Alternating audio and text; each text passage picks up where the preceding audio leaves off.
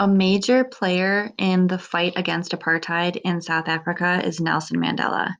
Nelson Mandela was the first president of South Africa to be in fully representative democratic elections. What that means, fully representative democratic elections, means that finally in 1994, when apartheid is abolished and all Africans in South Africa are allowed to vote, blacks, whites, colors, doesn't matter. Everyone can vote. Nelson Mandela is elected president. But before his presidency, he's a prominent anti apartheid radical and leader of the African National Congress, who had spent 27 years in prison for his involvement in underground armed resistance activities and sabotage. Through his long imprisonment, much of it spent in a cell on Robben Island, Mandela became the most widely known figure in the struggle against South African apartheid.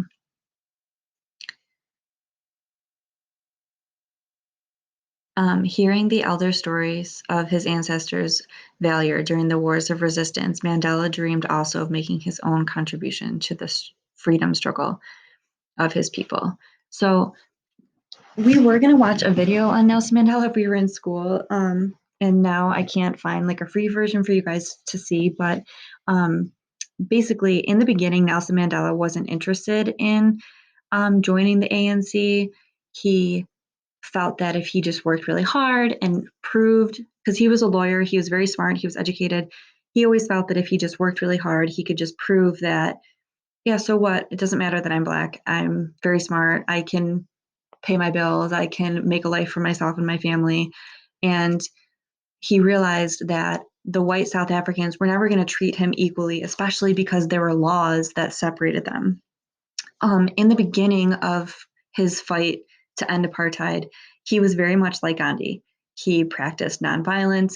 He encouraged the Black South Africans to use non-cooperation, to boycott buses, to walk to work, to not follow the segregation laws or the apartheid laws. And he encouraged nonviolence. But when the government began to use violence against the anti-apartheid movement, that is when he became more radical and started to use armed resistance. So Nelson Mandela and Gandhi have a lot of similarities because in the beginning, Mandela used nonviolence, but after the Sharpeville massacre, which occurs in South Africa, Mandela turns to violence, and Gandhi never does that. So what is the ANC? Well, the ANC is basically a group of representatives, and they form what's called the African National Congress. The African National Congress declared its aim was to bring all Africans together as one people to defend their rights and freedoms. The ANC was formed at a time when South Africa was changing very fast. Diamonds had been discovered in 1867 and gold in 1886. Mine bosses wanted a large number of people to work for them in their mines. Laws and taxes were designed to force people to leave their land. The most severe law was the 1913 Land Act, which prevented Africans from buying, renting, or using land except in the reservations. Many communities or families immediately lost their land because of the Land Act. For millions of other Black people, it became very difficult to live off the land. The Land Act caused overcrowding, land hunger, poverty, and starvation. So the ANC is a group that's formed to bring the African people together and also to fight for their rights. I would like you to watch this short video on the story of Nelson Mandela.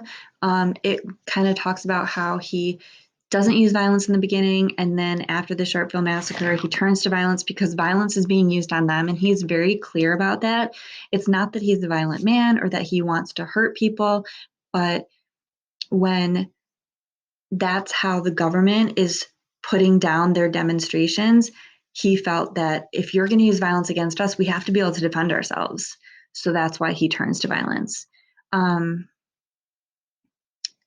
So that's what this video is going to talk about. And eventually he is caught and he's put in prison. He's sentenced to life, but he stays in prison for 27 years. At different times, He's given options to be free conditionally, meaning if you do this, we will release you, and every time he shuts them down. In 1984, Desmond Tutu wins the Nobel Peace Prize. This is Desmond Tutu. He's also a key player in helping to end apartheid in South Africa. He's an Anglican bishop. Desmond Tutu was honored with the Peace Prize for his opposition of South Africa's brutal apartheid regime. Tutu was saluted by the Nobel Committee for his clear views and his fearless stance, characteristics which have made him a unifying symbol for the African freedom fighters. Attention was once again directed at the nonviolent path to liberation.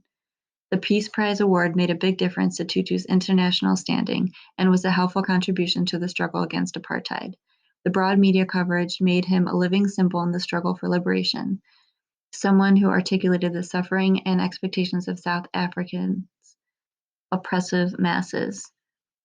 There are many indications that Tutu's Peace Prize helped to pave the way for a policy of stricter sanctions or economic penalties against South Africa in the 1980s. So, what other countries were doing during this time, especially in the 1980s, was imposing economic sanctions on South Africa, because really apartheid is a human rights violation.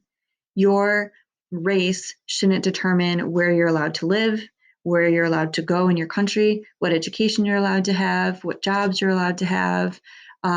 There shouldn't be laws in countries that say because you are this race, you have to live here, you have to carry a passbook, you're not allowed to vote. So it was a human rights violation, and other countries and the UN just started to put economic sanctions on South Africa, and it really began to hurt them economically.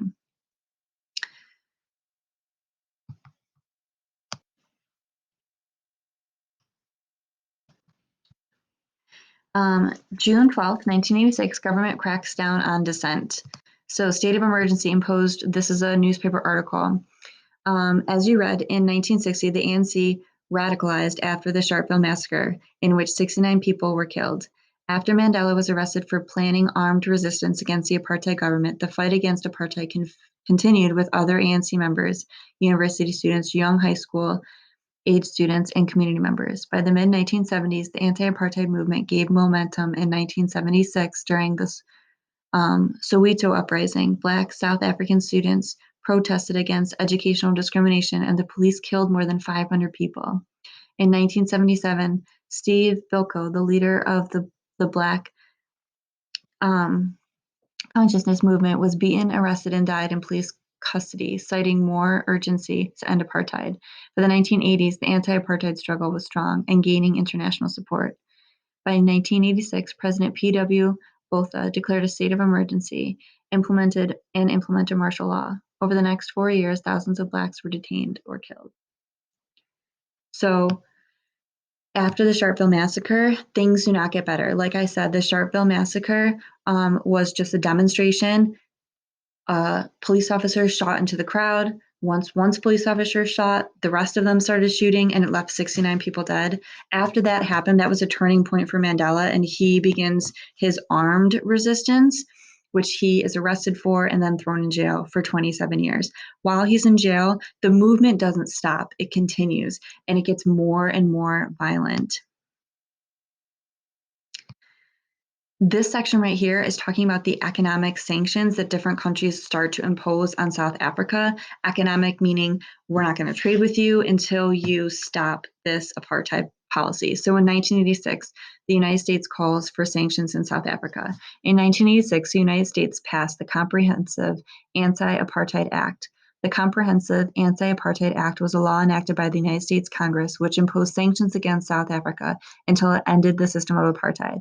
The United States issued economic, political, and social sanctions that impacted the economy of South Africa. In November 1962, the United Nations General Assembly passed a non-binding resolution establishing the United Nations Special Committee Against Apartheid. This committee called for economic and other sanctions in South Africa. However, all Western nations refused to join the committee. Despite this failure, the anti-apartheid movement continued within individual countries like Britain. Boycotts and divestment took the form of refusing to buy South African goods, refusing to support South African professors, and refusing to make business investments in South Africa until apartheid ended. Additionally, South Africa did not compete at Olympic Games from 1964 to 1988 as part of the sporting boycott of South Africa during the apartheid era. So notice that this date, 1962, that's when the United Nations makes a special committee, but many Western nations refused to join the committee. In the 1960s, the United States still had segregation laws in some states, so that kind of makes sense why we didn't join that. But by the 1980s, we are passing our own laws to put sanctions on South Africa until they change their policies.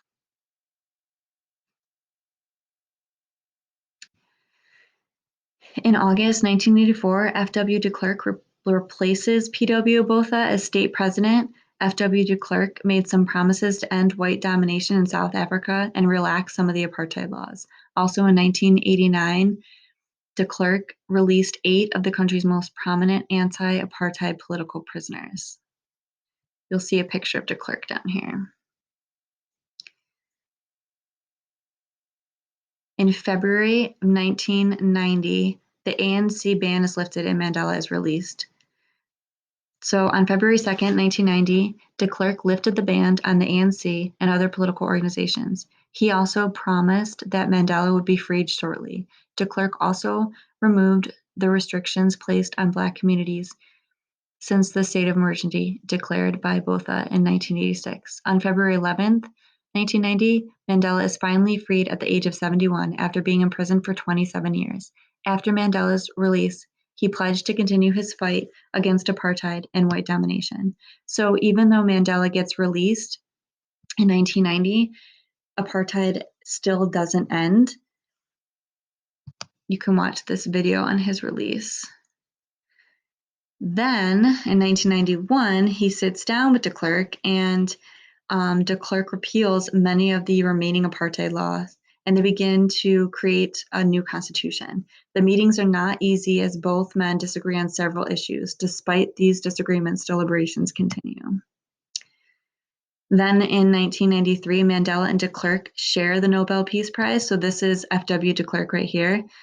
They both earn the Peace Prize for similar reasons. In 1990, South African President Frederick William de Klerk decided to release Nelson Mandela, leader of the liberation movement, who had been in prison since 1963. Following the release, the two politicians worked together to bring an end to the policy of racial segregation. It was for his participation in this peace process that de Klerk was awarded the Peace Prize in 1993.